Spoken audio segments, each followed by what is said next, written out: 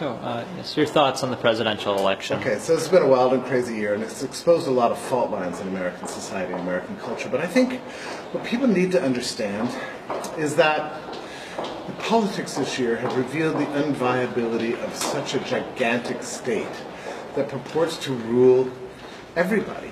It's not going to work. Half the people are upset, out of the other half of the people. The state once claimed that it was going to bring people together. It's actually dividing people against themselves. And I think a lot of what we're seeing this season is a revelation of that. I don't believe that government as we know it is a sustainable proposition. I think it's going to gradually become less and less relevant to our lives. So this to me is just how big government dies. It's ugly, it's messy, it's been strange, but I think once we pull out of this, we're going to see a better future. How would you explain liberty to those unfamiliar with the libertarian movement? Liberty could be summed up in one word: liberalism. Today we call it libertarianism. I think that's an awkward and long term. I actually prefer the term liberalism. That's the historic term. Liberalism is the theory that society contains within itself the capacity for its own internal management.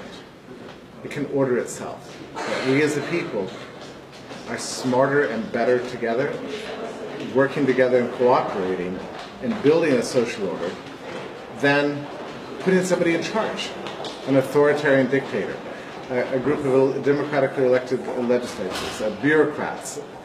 None of these people can actually manage our lives better than we can manage our lives. That's the essential claim of liberalism. And liberalism was discovered in the late Middle Ages, coming out of the religious wars. People discovered it's better just to let people choose their own religion rather than having one imposed on them. And that principle you just apply to every area of life: speech, and free press, freedom of choice in healthcare, enterprise, and economics, travel, marriage, relationships, associations. The principle of freedom is better at managing the world than any kind of authoritarianism.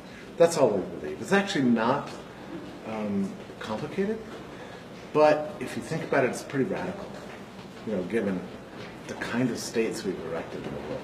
None of it's working anymore. That's really, I think it's essentially my point. I mean, the authoritarian structures are not doing us the kind of service we want them to do anymore. Their prohibitions haven't worked, their jails have not reduced crime, their healthcare systems have blown up, their educational systems are inferior, transportation, no matter what area of life you look at, the state just keeps screwing up.